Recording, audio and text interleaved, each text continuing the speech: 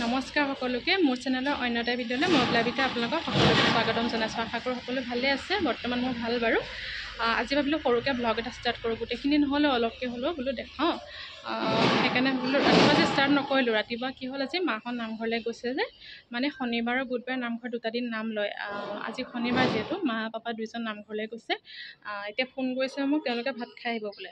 অকণমান দেৰি হ'ব, সেইকাৰণে অহা ভাতৰ ব্যৱস্থা কৰিছে। নামঘৰতে খাই আহিব। আজি যিহেতু ভাত খাব আমি চাৰিজনে, দাদা বৌ আছে বাৰু, মই আৰু হাজবেণ্ড আছোঁ। হাজবেণ্ড নাই, তেওঁ ওলাই গৈছে, অকণমান কাম এটা আছে। আজি আহোঁতে অকণমান দেৰি হ'ব বুলি ক'লে। বজাৰো আছে অলপমান, গ্ৰচাৰী বজাৰ অলপমান প্ৰায়ে থাকে যে, বজাৰ কৰি সিহঁতে অকণমান টাইম হ'ব বুলি ক'লে। মোক ক'লে তুমি লাগি থাকা, মই গৈ পেলাই অকণমান যি কৰোঁ কৰি দিমগৈ বাৰু। সেইকাৰণে লাহে লাহে কৰি আছোঁ। ৰাতিপুৱা ষ্টাৰ্ট নকৰিলোঁ সেইকাৰণে। ৰাতিপুৱা আজি মোৰতো দেখিছেনে, একদম আজি টেপা খাই আছে চুলি। এল'ভেৰা জেল লগালোঁ।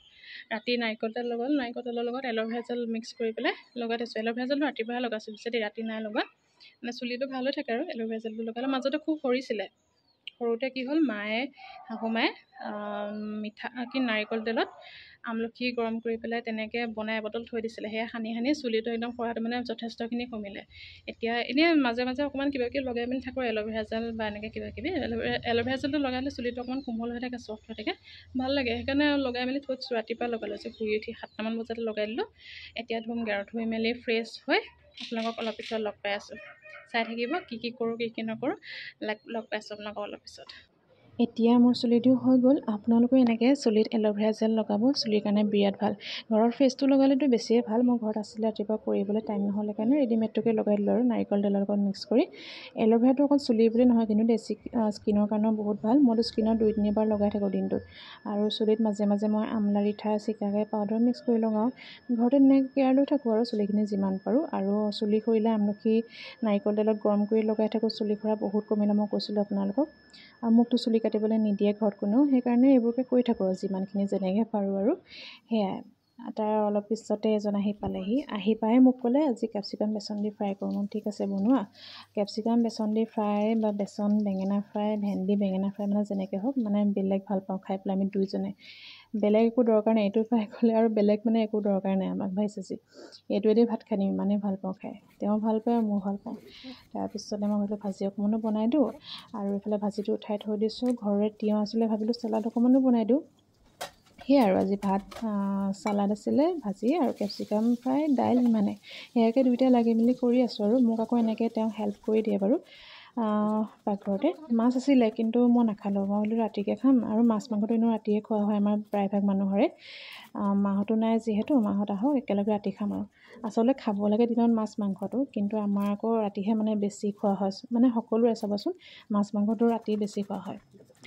আৰু বাকীবোৰ আৰু পাচলি কৰি মেলি ৰেডি হৈ গ'ল। অলপ পিছত খাই পেলাই লগ পাই আছোঁ। আৰু এইফালে চাওকচোন, বাকলিবোৰ থৈ দিছোঁ দেই। মাক মানে ৰাতিপুৱা ওপৰত দিব লাগে যে বাৰীত, সেয়া। আৰু এতিয়া ওলালোঁ মই কৰাইলে। মানে কি হ'ল, ভাত খাই উঠা অলপ পিছতে মায়ে ফোন কৰিলে, বজাৰ আছে বোলে, মাৰ লগতে বজাৰৰ পৰা আহিবগৈ লাগে। মই ঠিক আছে, এতিয়া এনেহে আছোঁ। হাজবেণ্ডে ক'লে যোৱা ওলাই পেলাই, এতিয়া কাম যিহেতু নাই। তো মই পটকৈ ওলাই পেলাই পালোহি ঘৰ। মোৰ কিন্তু ওচৰতে দেই একদম ঘৰটো। মই এদিন দেখাম বাৰু, আজি নালাগে, পিছত এদিন মই বেলেগ ভালকৈ দেখাম। ভাইটিও আহি তেনেকুৱাতে মাজুলীৰ পৰা পালেহি। সি যিহেতু মাজুলীত থাকে চাকৰি সূত্ৰে, সি শনিবাৰ দিনা আহি পেলাই আকৌ সোমবাৰে গুচি যায়। সি আজি কি হ'ল, আহোঁতে মানে একো খাই নাহিলে। আহি মাক কৈছে ভোক লাগিছে। মাও স্কুলৰ পৰা আহি পাইছিলেহিহে। মায়ে স্কুলত কৰে যিহেতু, আহোঁতেই মানে গধূলি চাহৰ লগত খাবলৈ কেতিয়াবা কিবা কিবি লৈ অহা হয় যে, সেইদিনা ৰ'ল লৈ আহিছিলে। ৰ'ল লৈ আহিলে, সি ৰ'ল আৰু চাহ খাই লৈছে, ভোক লাগিছে। আহি কৈছে মই খাই পেলাইহে বোলে মই তহঁতক নিম। তো সেইকাৰণে ৰৈ আছোঁ, সি খাই হ'লে আমি যাম আৰু। আহি পালোহি গড়ালি, কিন্তু গাড়ী ৰাখিবলৈ একেবাৰে জেগা নাই। ইমান ভিৰ নহয় গড়ালিখনত। তাৰপিছতে আমি আহিলোঁ এইফালে বজাৰ কৰিবলৈ। মা কিবা নিজৰ বজাৰ আছিলে, তাৰপিছত মোৰ বজাৰ বাৰু তেনেকৈ বিশেষ একো নাই। মাহে বজাৰ আছিলে বেছিকৈ। ভাইটোৰ কিবা কিবি মাজুলীৰ তাত নিয়া ৰুমৰ কিবা বজাৰ আছিলে, সেইখিনিও কৰি ল'লে। আৰু এইফালে সি আহিলে তাৰ কিবা চাৰ্ট নাই বোলে। সি মাক পৰা খুজি চাৰ্ট এটা কিনি লৈছে। এই চাই এটা চাৰ্ট চইচ কৰিলে, সেয়া কৰি পে'মেণ্ট কৰি বেলেগ বজাৰ একো নাই বাৰু তেনেকৈ। সৰু সুৰা বজাৰ কিবা কিবি আছিলে, সেইখিনি কৰি লৈ আহিলোঁ আমি ট্ৰেইলৰ এখনলৈ। ট্ৰেইলত মানে পাপাৰ কুৰ্তা এটা চিলাব দি থোৱা আছিলে, সেইটো ৰেডি হৈ আছিলে যিহেতু, মই লৈ যাওঁ আৰু ওলাই আহিছোঁ যেতিয়া।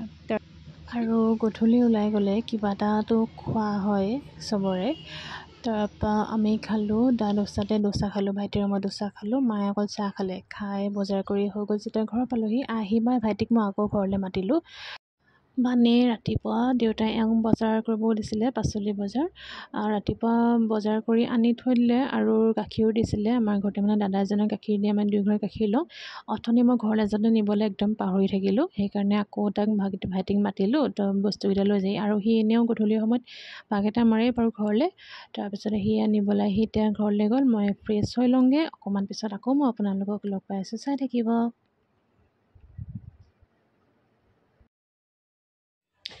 ঘৰ আহি পালোহি বজাৰৰ পৰা, আহি পাই এতিয়া অকণমান ফ্ৰেছ হৈ এতিয়া অকণমান বহি আছোঁ। ঘৰত মাহঁত নাই, মা গধূলি খোজকাঢ়িবলৈ ওলাই যায় যে, গধূলি মা ওলাই গ'ল।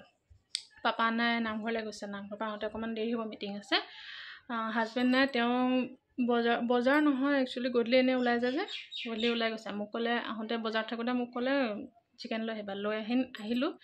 তেওঁ বনাবহি আহি পেলাই, সেইকাৰণে মোক কৰিবলৈ মানা কৰিছে, তুমি কৰিব নালাগে, মই বনামগৈ।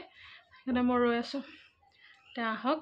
আহি পেলাই ভাত বনাব হোৱা নাই বাৰু, টাইম হোৱা নাই, অকণমান দেৰিকৈ যাম আৰু পাকঘৰলৈ। তো অলপ পিছত আপোনালোকক লগ পাই আছোঁ, চাই থাকিব।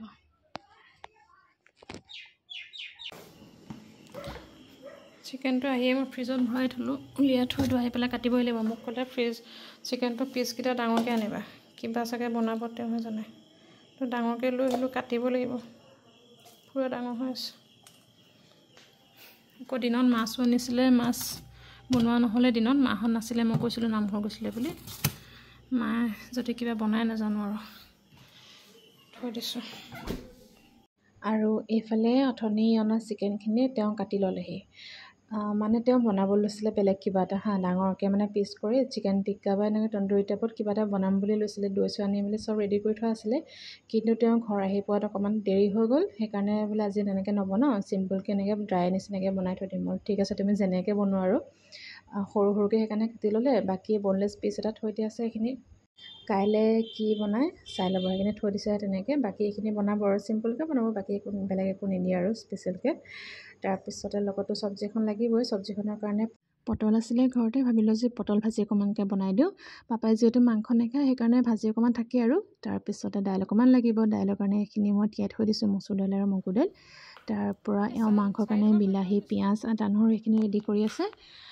তেওঁৰ মাছটো তেওঁৱে ফ্ৰাই কৰি দিলে। মাছ আমাৰ ঘৰত প্ৰায়ে থকা হয়, সৰু মাছ হওক বা ডাঙৰ মাছ।